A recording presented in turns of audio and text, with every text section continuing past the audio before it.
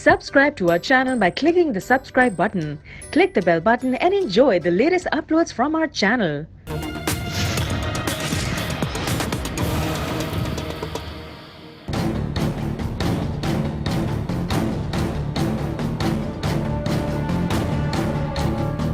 पाकिस्तान इस लिहाज से एक खुशनसीब तरीन मुमलिकत है कि उसकी आबादी का 60% हिस्सा नौजवानों पर मुश्तमिल है।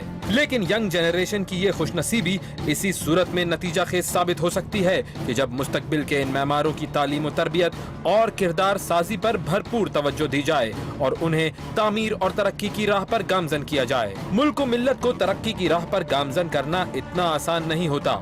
सरहद पार बैठे मुल्क और कौम के दुश्मन सरहदों में मौजूद मफाद परस्तों की साजबाज से साजिशों का बाजार गर्म रखते हैं और खुसूसी तौर पर नौजवानों को निशाना बनाते हैं।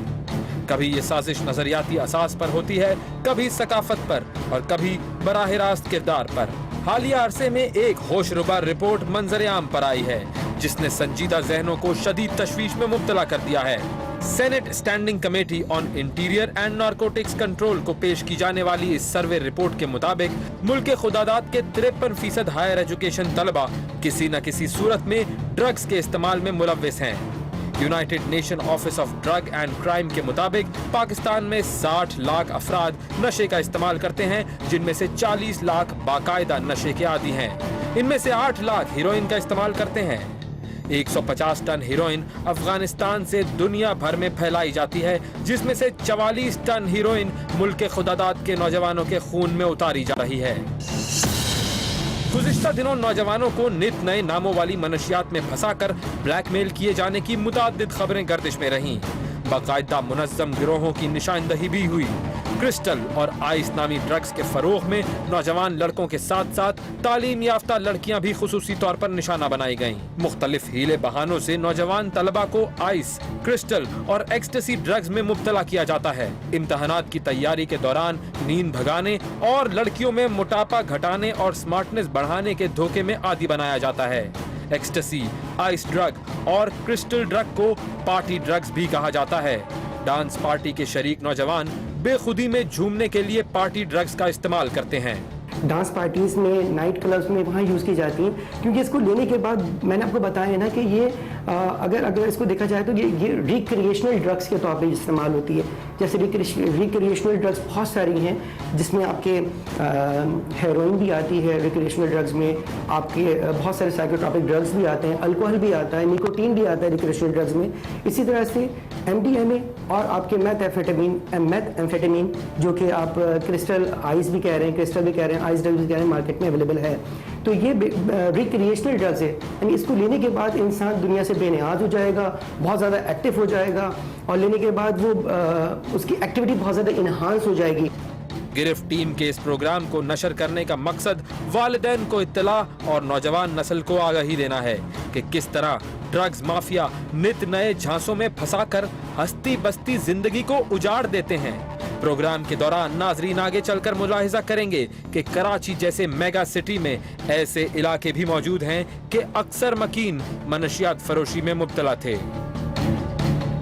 मनशियात की लत में किस तरह यूथ को गिरफ्तार किया जा रहा है, टारगेट किया जाता है नौजवान लड़के लड़कियों को, और फिर एक से दूसरे को ब्लैकमेल किया जाता है। और ये पूरा इनका एक प्लानिंग होती है। उस प्लानिंग के तहत ये करते हैं कि पहले किसी एक नौजवान को ये अपने काबू में करते हैं, उसे एडिक्ट करते हैं, उसके बाद फिर उसके ज़रिए उसके फ्रेंड सर्कल तक पहुँचते हैं। इस तरह न सिर्फ शहर कराची है बल्कि मुल्क के दीगर शहरों में भी बहुत सारे नौजवान नशे की लत का शिकार हो गए, जिनमें मेल फीमेल्स की तमीज़ नहीं रही है। इसमें यंगस्टर्स में लड़के लड़कियां सब शामिल हैं। एक मुतासिरा लड़की ने इन्फॉर्मर के जरिए टीम गिरफ्त से राबिता किया।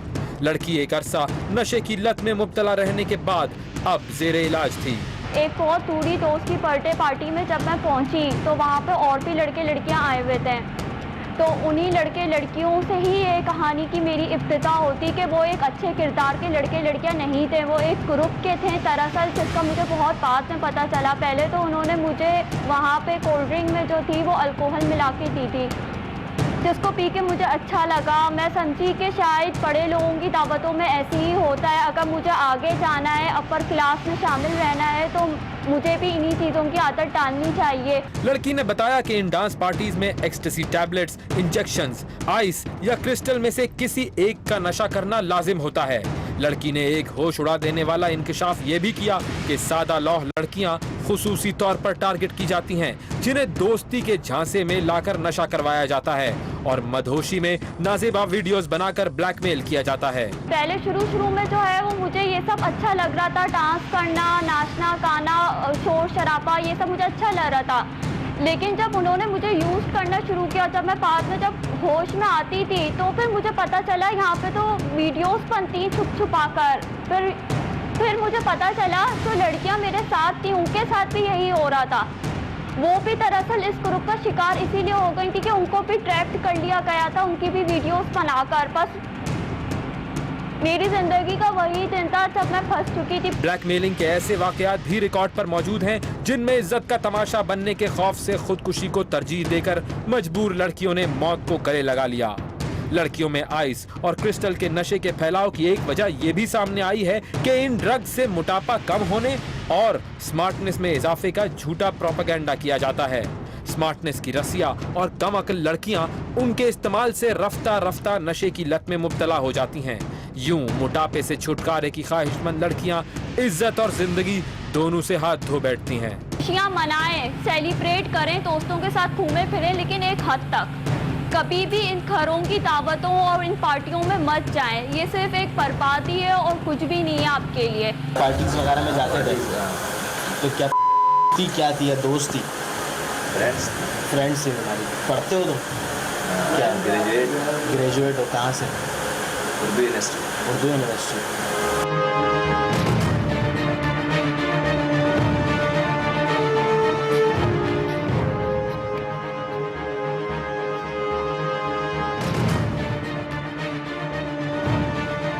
जौहर में हालिया मैंने एक्सपोज किया कि 3 ऐसे डेन हैं जो हिडन फ्लैट्स में रन कर रहे थे, जहां पर हाईली एजुकेटेड फीमेल्स को या मेल्स को वहां लाया जाता था, फिर उसके बाद उनको ब्लैकमेल किया जाता था, फिर उनके साथ फहश हरकतें की जाती थी।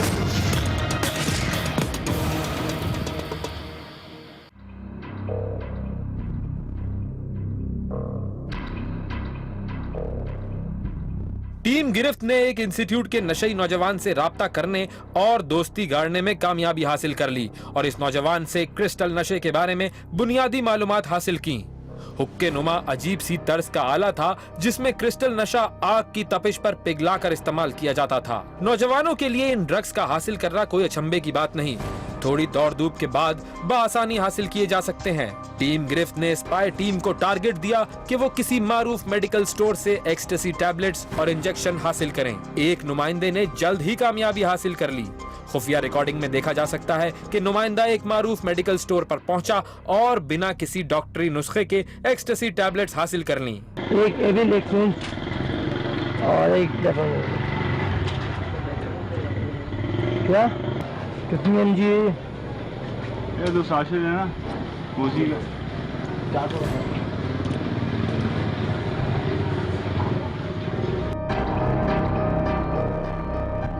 एक्सटेसी ड्रग बेसिकली ये methamphetamine, methylenedioxymethamphetamine है, जो कि यूज़ की जा रही है आजकल जो एजुकेटेड कैडर्स के अंदर बहुत ज़्यादा यूज़ की जा रही है, जो कि for the purpose of happiness, well being, और मतलब उसको यूज़ करने के बाद आप बहुत ज़्यादा एनर्जेटिक हो जाते हैं, आप में बहुत ज़्यादा पावर आ जाती है, आपकी नींदें उड़ जाती हैं, आप बहुत ज़्यादा एक्टिव हो जाते हैं, क्योंकि ब्रेन को ये स्टिमुलेट कर देती है। स्टिमुलेट के तौर पे ये दवा बहुत ज़्यादा यूज़ हो रही है। लेने वाला पर्सन है वो उसे यूज़ करता है तो वो अपनी सराउंडिंग से बेनियाज हो जाता है, उसमें बहुत ज़्यादा कॉन्फिडेंस आ जाता है, वो बहुत ज़्यादा एक्टिव हो जाता है लेने के बाद, और वो जाके वो कुछ भी कर सकता है जो उसमें करने की एबिलिटी नहीं होती, वो कुछ भी वो कर गुजरता है। ब्रेन बहुत ज़्यादा एक्टिव हो जाता है। इसके लेने के बाद आपको ना ही भूख का एहसास होता है, ना ही आपको प्यास लगती है, ना ही आप किसी दूसरी तरफ सोच रहे होते हैं। ये दवा ली जा रही है, लेने के बाद बंदा बहुत ज़्यादा हाइपर एक्टिव हो गया।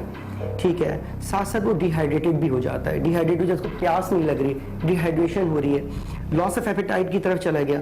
साथ साथ इसके साथ साथ ये हो रहा है, जब वो डिहाइड्रेशन की तरफ जा रहा है, साथ साथ बॉडी का टेम्परेचर भी बहुत ज़्यादा बढ़ रहा है, तो हीट स्ट्रोक के चांसेस बढ़ जाते हैं, हाइपरथर्मिया हो जाता है, बॉडी का टेम्परेचर बहुत ज़्यादा इंक्रीज हो जाता है।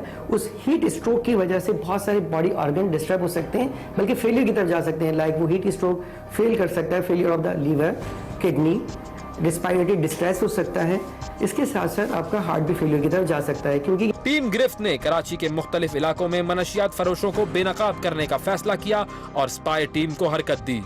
कराची के 6 अजला के 18 टाउन्स में जाल फैला दिया गया। थोड़े ही अरसे में मुख्तलिफ इलाकों से इत्तलात और खुफिया रिकॉर्डिंग्स मौसूल होना शुरू हो गईं। इन इलाकों में मलीर रमजान का अड्डा, गटर बागीचा, न्यू कराची, दुआ चौक, गोलीमार, कब्रिस्तान अड्डा वगैरह शामिल थे। एक गिरफ्त नुमाइंदा मलीर के इलाके में रमजान का अड्डा नामी जगह पर आइस और क्रिस्टल हासिल करने पहुंचा। बेचने वाला क्रिस्टल को दवाई कहकर बेच रहा था। खुलेआम सौदेबाजी चल रही थी। मनशियात फरोश बाकायदा दावे से ठोक बजाकर बेच रहा था। खुफिया रिकॉर्डिंग में मुलाहिजा किया जा सकता है कि रियासत में एक और अंधेरी रियासत का मंजर था।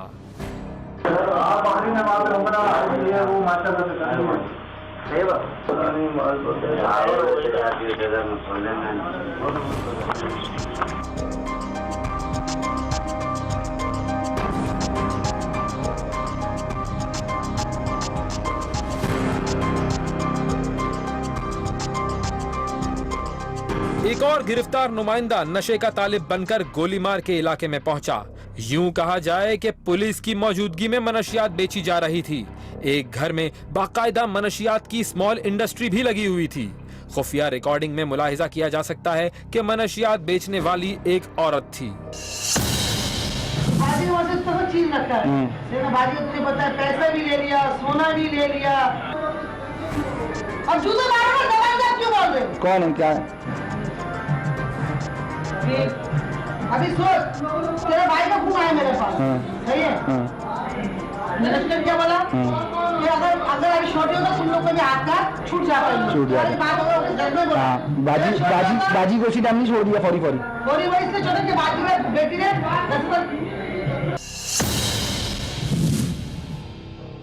संजीदा जहन सोचने पर मजबूर हैं कि टीम गिरफ्त के नुमाइंदे मेहनत करके इन मकामात तक रसाई हासिल कर सकते हैं, तो फिर तहफ्फुज़ फराहम करने वाले इदारे इसमें नाकाम क्यों हैं?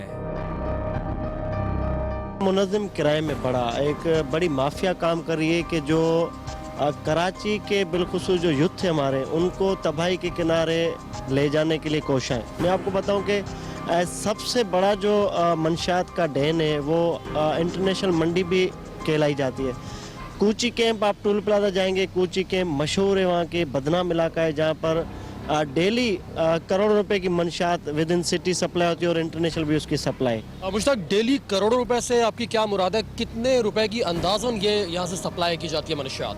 देखिए, हमने वहाँ काम किया, तकरीबन 6 से 7 दिन हमें लगे। हर घर में 5 से 7 किलो हीरोइन, क्रिस्टल, आफीम, चर्स और आफीम तो मनों के हिसाब से अवेलेबल था, लेकिन हीरोइन की मैं आपको मिकदार बताऊं कि 7 से 8 किलो हर घर में थी।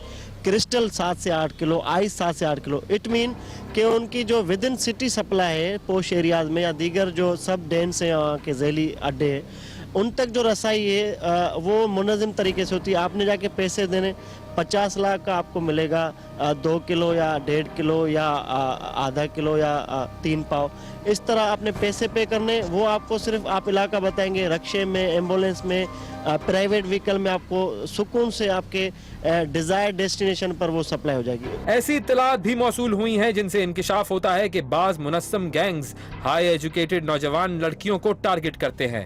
कुछ अरसे कबल गुलिस्तान जौहर के इलाके में ऐसे वाकयात भी सामने आए जहां पढ़ी लिखी लड़कियों को मशरूबात में नशा मिलाकर इस लत में मुब्तला कर दिया गया और उनकी फौहश फिल्में बनाकर ब्लैकमेल किया गया। एक वक्त 2 से 2.5 हज़ार जो नशे के आदी अफराद थे, जिसमें बड़ी तादाद हमारे स्टूडेंट्स की थी और बहुत जेंडर्स, यानी आपके नौजवान लड़के और नौजवान लड़कियां। मैं आपको वो वीडियोस आप चलाएंगे जब इसमें देखेंगे कि एक मंडी में हज़ारों लोग बेक वक्त मौजूद हैं और अपने पसंद का नशा आइस, क्रिस्टल, चर्स, आफीम, हीरोइन, जो आपको चाहिए वो न सिर्फ वहाँ से फराहम किया जाता था बल्कि आप वहाँ बैठ के एंजॉय भी कर सकते हैं। एक नशा है तराक का, जस्ट लाइक वो एक हाईली प्यूरिफाइड और हाईली क्वालिटी वाइज जो वो कहा जाता है तराक चर्स का, वो आप जब पिएंगे तो आपका ये पूरा बॉडी आपकी सुन्न हो जाती है। फिर आप जो करना चाहें आपको मजा आता है। आप किलिंग करेंगे आपको मजा आएगा, आप लड़ेंगे आपको मजा आएगा, आप मार खाएंगे आपको मजा आएगा। तो जब वो डोज लेते हैं तो उनसे फिर मीनवाइल वो काम लिया जाए। अब आइस क्रिस्टल के बारे में बताया जाता है कि उसमें यूथ अट्रैक्ट हो रही है।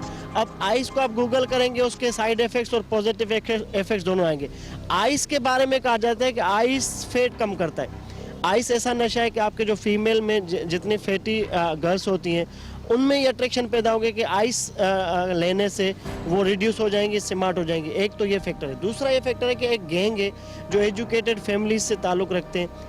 जौहर में हालिया मैंने एक्सपोज किया कि 3 ऐसे डेन हैं जो हिडन फ्लैट्स में रन कर रहे थे, जहां पर हाईली एजुकेटेड फीमेल्स को या मेल्स को वहां लाया जाता था। फिर उसके बाद उनको ब्लैकमेल किया जाता था, फिर उनके साथ फहश हरकतें की जाती थी, फिर उनसे मंथली उनकी सैलरी से एक्सटॉर्शन लिया जाता था। एक मुनज़्ज़म तरीके से उनकी वीडियोस बनाई जाती थी। मैं आपको बताऊं, आपको लिक्विड फॉर्म में भी दे सकते हैं। फिर आप घूम फिर के मुश्ताक और सद्दाम उसी शॉप पर आना चाहेगा कि यार मुझे वो दें जो मैंने 2 दिन पहले आपसे। उस वक्त हमें अंदाजा ही नहीं होगा कि जो शख्स हमसे मिला उसने जो कोल्ड ड्रिंक हमें पिलाई उसमें वो कुछ मिला चुका है, क्रिस्टल मिला चुका है, हमें नहीं पता होगा।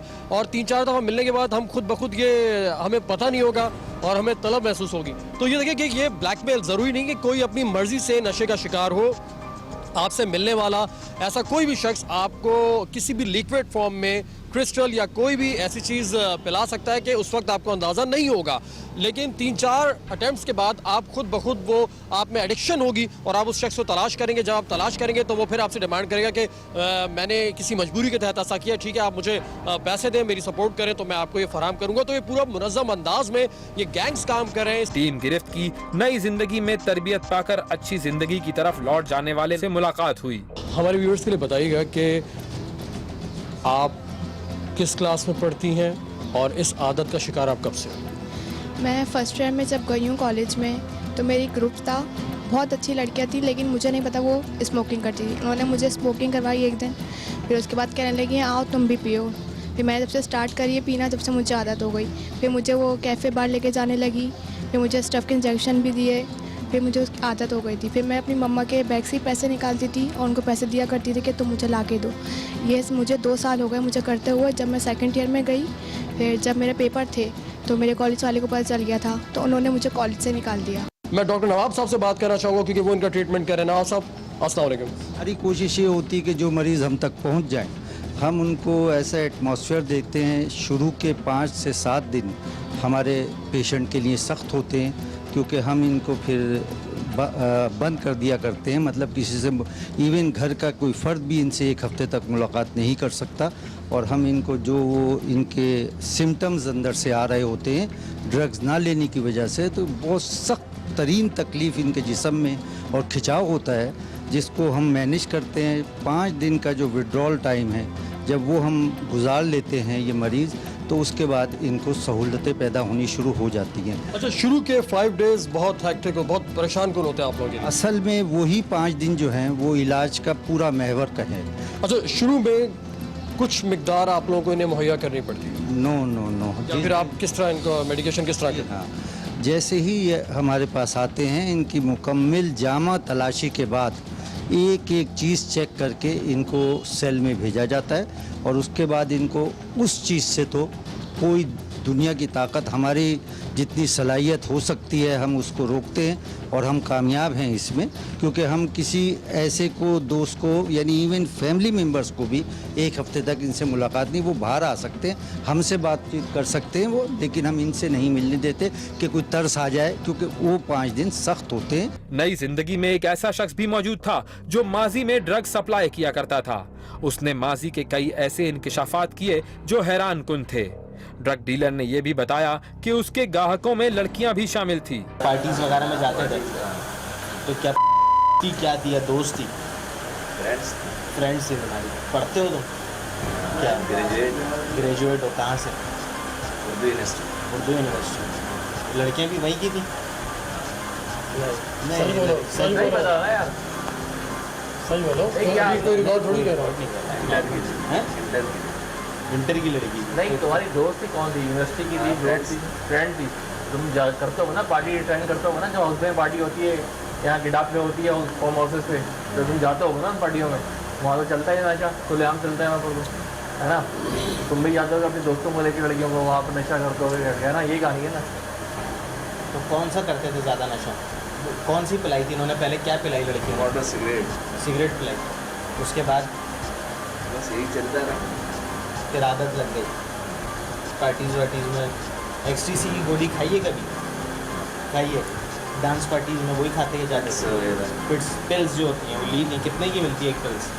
1500 रुपये, 3000।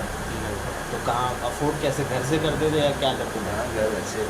घर से लेते थे पैसे। क्या कहाँ के लिए? यूनिवर्सिटी के लड़के लेने आते थे लड़कियों के लिए, खुद भी पीते थे ना वो। कितने की लेके जाते थे? 2000 की, 3000 की। यूनिवर्सिटी के थे। कौन सा नशा करते थे? आइस पीते थे। ये तकरीबन शुरुआत तो 1988 से हुई है। अब सबसे ज़्यादा इतना जोर पकड़ के मस्जिद के चारों तरफ भी अड्डे बने हुए हैं। हता का हाल ये है कि ये हमारी मस्जिद है, यहाँ से वो पुड़ी लेने आते हैं, पता नहीं कहाँ से बंगाली आते हैं, कभी कोई एम्पलीफायर ले गए, कभी कोई बैटरी उठा निकाल के ले गए, कभी जनरेटर ले गए, और 2-3 दफ़ा तो ये चंदे वाली पेटी वो भी उठा के ले गए हमारे साथ। तो आप लोगों को नहीं लगता कि ये जो नशा आप कर रहे हैं यहाँ बैठ के छुप के, एक तो आपने पैसा भी ज़ाया कर रहे हैं, दूसरा आपकी सेहत भी ख़राब हो रही है? जी, मान समझ लो मजबूरी में कर रहे हैं सर।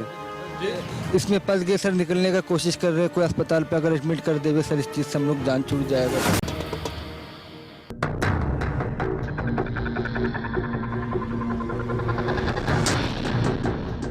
टीम गिरफ्त को एक इन्फॉर्मर से इत्तला मिली एक ऐसे इलाके की जहां के अक्सर अहलियाने इलाका मनशियात फरोशी में मुलव्विस थे। वो इलाका रेढ़ी गोट का था जो कायदाबाद से नजदीक एक साहिली आबादी थी और अक्सरियत आबादी मछेरों पर मुश्तमिल थी। टीम गिरफ्त का रेढ़ी गोट के एक इमाम मस्जिद अब्दुल्ला और फलाही कारकुन जुम्मन से राबिता हुआ। ये बात भी सामने आई कि रेढ़ी गोट में 1988 से बड़े पैमाने पर मनशियात फरोशी का कारोबार गर्म है। कराची के रेढ़ी गोट में रेढ़ी बस्ती के नाम से भी ये मशहूर है और साहिल समंदर के साथ ये गांव है, कदीम गांव है ये। इस गांव समेत कराची के दीगर हिस्सों में मुख्तलिफ जगहों पर मनशियात फरोख्त की जा रही है। इस गांव में हर घर में 1, 2, 3 या 4 या इससे ज़्यादा अफराद मनशियात की लत में गिरफ्तार हो चुके हैं और दीगर इलाकों में तो मनशियात फिर छुप कर फरोख्त होती है, उन पर कार्रवाई भी होती है। लेकिन दिलचस्प बात यह है सन 1988 यानी 1988 से यहाँ पर मनशियात फरोख्त की जा रही है। यहाँ पर बड़ी तादाद में लोग मनशियात की लत में गिरफ्तार हो चुके हैं और यहाँ पर हर गली में एक मनशियात का अड्डा कायम है, कोई रोकने टोकने वाला नहीं है। इस बायस यहाँ पर बड़ी तादाद में लोग हलाक हो चुके हैं और गुज़श्ता 4 महीने में भी हमें बताया गया कि 50 से ज़्यादा अफराद जाँ बहक हुए हैं। पूरे शहर कराची की बात करें तो शायद ये वो वाहिद बस्ती है, वाहिद गोट है जहाँ पर इतनी बड़ी तादाद में मनशियात के अड्डे भी कायम हैं, लातादाद अफराद मनशियात का शिकार भी हो रहे हैं और रोज़ाना की बुनियाद पर यहाँ पर अमवात हो रही है, लेकिन कोई रोकने टोकने वाला नज़र नहीं आता।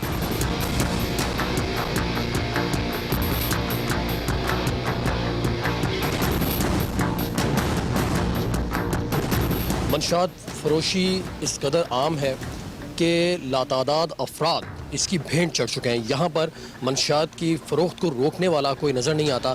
इलाका मकीन जो कि बारहा एप्लीकेशंस दे चुके हैं लेकिन कोई सुनवाई इनकी नहीं हो रही है और हद तो यह है कि यहाँ पर गुज़िश्ता कई सालों में एक बड़ी तादाद में नशा करने वाले जाँ बहक हो चुके हैं। इसके साथ साथ महज चंद माह में कई अफराद नशे के बायस वो जाँ बहक हुए और यहाँ के जो मकीन है वो खासे परेशान है। उन्होंने हमसे रब्ता किया।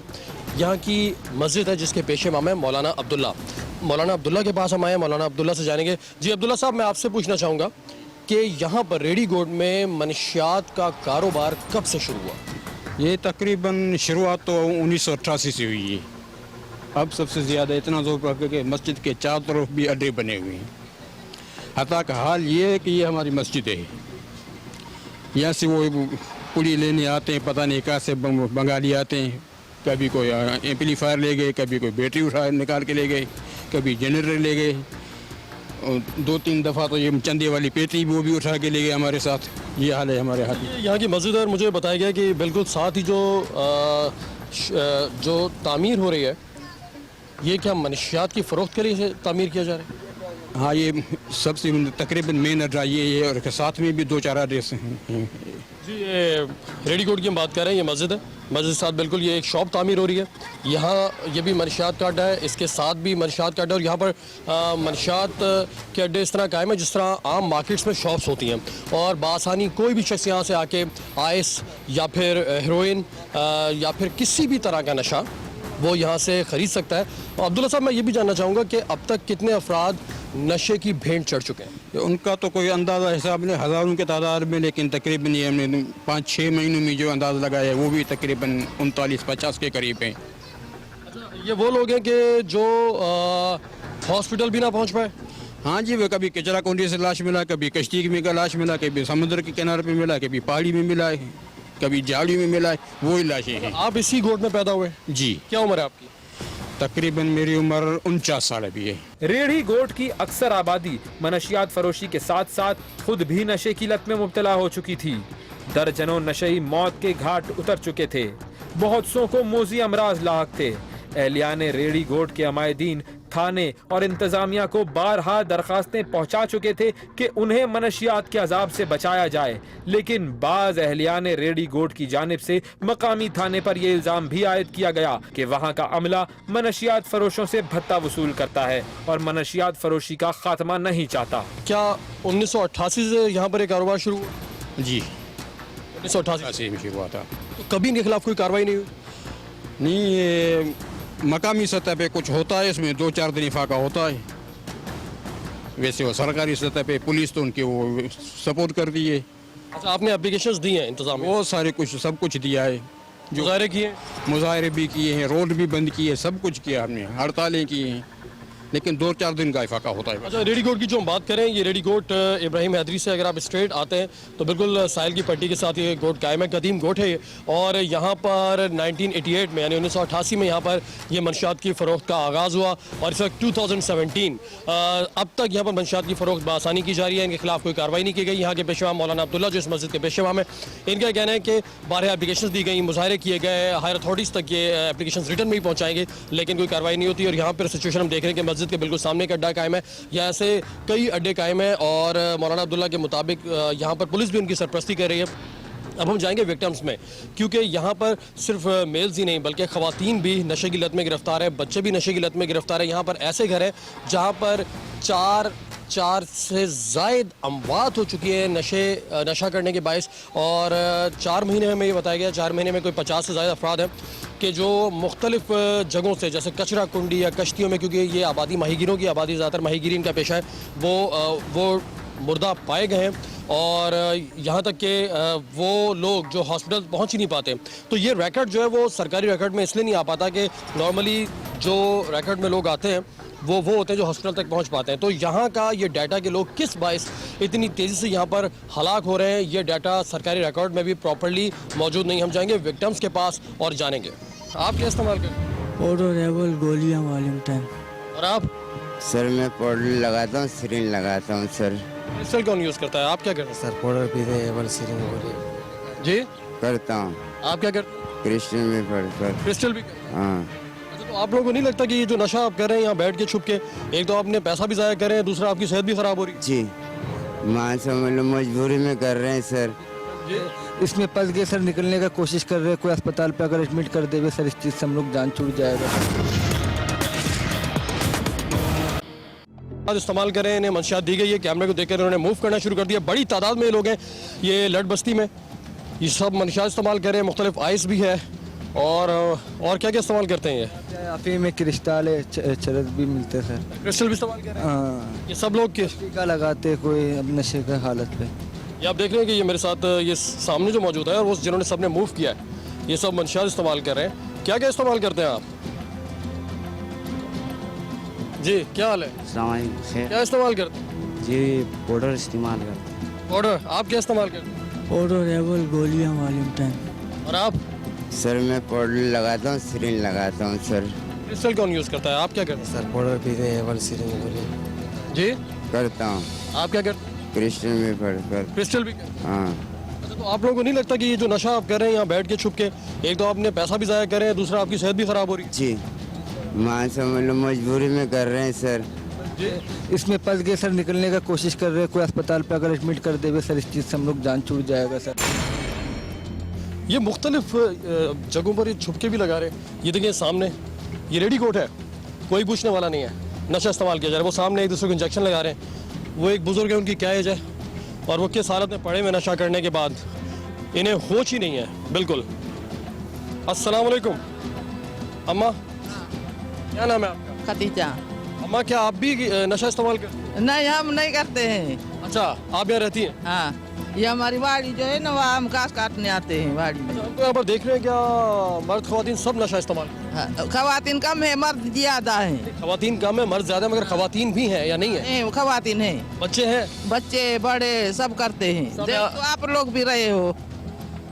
हम लोग देख रहे हैं। अच्छा, आपके सामने ये सब कुछ होता है, तो आप लोगों ने, इलाके वालों ने मिलकर इनकी शिकायत नहीं की? शिकायत की, मारते हैं लोग, आते हैं इसको बहुत मारते हैं, हीरोइनों को इतनी पिटाई करते हैं। हाँ, इन्हें का पता है सबको, मारते हैं, हम इसको छुड़ाते हैं मारने वालों को। तो क्यों इन्हें कोई पूछ क्यों नहीं रहा? पुलिस नजर नहीं आ रही है? पुलिस बहुत आती है, इसको लूट कर चले जाती है, पैसे हीरोइन सब कुछ लूट कर चली जाती है। बताया जाता है कि दुनिया में मनशियात के 2 बड़े तरसीली रास्ते हैं। पहला गोल्डन ट्रायंगल कहलाता है, जो कि 3 ममालिक म्यांमार, थाईलैंड और लेओस के दरमियान मनशियात की तैयारी और तरसील का है। दूसरा गोल्डन क्रेसेंट है, जिसमें अफगानिस्तान के साथ ताजिकिस्तान और पाकिस्तान का नाम भी आता है। इन 2 रास्तों से पूरी दुनिया में मनशियात फैलाई जाती है। दूसरी जंग अजीम के बाद ओपियम यानी अफ्यूम प्रोड्यूस करने वाले ममालिक में अफगानिस्तान का नंबर पहला और म्यांमार का दूसरा नंबर है। सरहदों से दाखिल होने वाली मनशियात से लेकर नौजवानों की रगों में पहुंचने तक मनशियात फरोश माफिया का एक मुनज़्ज़म निजाम है, जिसके आगे सिक्योरिटी इदारे बेबस दिखाई देते हैं। पाकिस्तान को अपना मुस्तकबिल बचाने और तरक्की याफ्ता ममालिक की सफ में शामिल होने के लिए सरहदों की हिफाजत के साथ साथ दरामदात पर कड़ी निगरानी रखने की जरूरत है, वगरना मौजूदा सूरत हाल एक करबनाक मुस्तकबिल को दावत दे रही है। इसके साथ साथ नशे में मुब्तला नौजवानों की बहाली और इलाज पर भी खुसूसी तवज्जो देने की जरूरत है। रिहेबिलिटेशन सेंटर्स का शदीद फुकदान है। हुकूमत के साथ साथ प्राइवेट सेक्टर को भी इस जानिब तवज्जो देने की जरूरत है। जब तक मुल्क दुश्मन अनासिर की सरकोबी नहीं की जाती, नौजवानों के मुस्तकबिल से खेलने वालों को गिरफ्त टीम अपनी गिरफ्त में लेती रहेगी।